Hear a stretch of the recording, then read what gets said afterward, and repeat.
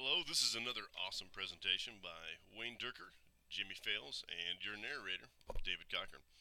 As you can tell by this beautiful artwork, which I'm going to guess is, wait, up that way, my group possesses amazing artistic skills. If this administrator path does not work out for us, you will most definitely find our artwork on Etsy or some other art site.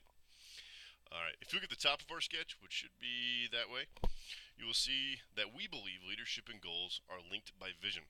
I'm sure we have all worked for or been around people with great goals and strong leadership abilities, but for some reason never seem to get where we wanted.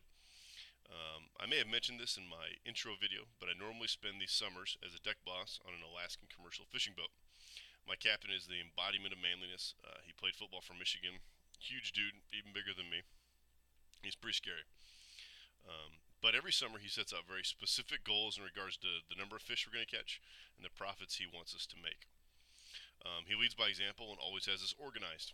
But I think what makes him such an effective captain is that he's able to make me see how even the little things we do every day impact our end goal of making as much possible with hopefully not drowning.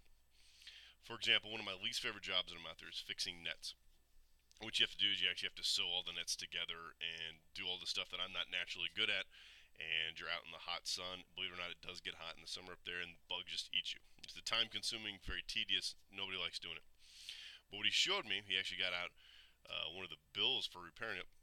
If we have gaps in our net, we catch less fish, and at the end of the day, I make less money.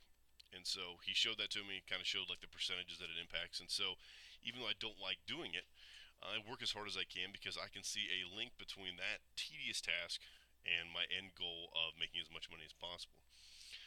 So like I said, there's a lot of jobs I don't like doing out there, but he's done a really good job of showing me how we're going to get where we're going to go and how everything I do impacts that. So it's a good experience.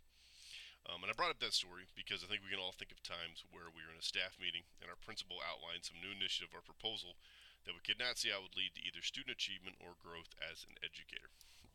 And let's be really honest here. If you do not see how the new initiative is going to impact either of those goals, it's really hard for you to work hard to see it succeed. Now, and how much of us really try if we think it's just tedious, busy work. And I realize some of us are just that type of person that are going to give 100% no matter what. I work with people like that, and they're awesome. But I think it's unrealistic for us as future administrators to assume that every one of our staff members will be able to work toward the goals we lay out without a vision that unites them. And at the bottom of our picture, which might actually be right above my head or right over there, I think, we listed some ways to express vision. This leads me to what I promise is going to be my last story of this video. When I was a track coach in Columbia, our head coach is probably the best I've seen at this. He had the same goals as every coach. I'm sure every coach wants to win districts, go to state, be awesome, win all those awards.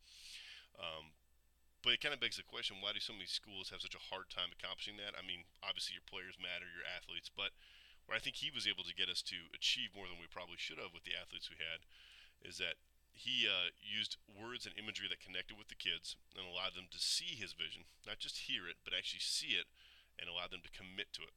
I think all of you coaches out there, because I know we have a few in this class, know that even if you have an average system or average plan, if the kids buy into it, you will succeed. And I think it's the same way in the classroom. But he would use parables, vivid imagery, and metaphors in his team speeches. And I'm sure part of the reason I tell stories when I'm completing some of these assignments and when I teach is because I learned the effectiveness of that from him. We can have every standard memorized, know every leadership trick, and be a master of every content area for principals. But if we're not able to link all of the skills we bring into our future administrative jobs to the goals we set with a vision that is both vivid and accessible for our staff, we will just be that person with big, awesome ideas and an end result we will never be satisfied with. Kind of like my football team, the Buffalo Bills. Hope you enjoyed this Durker, Fails, and Cochran production, and I shall see you next time. Dave out.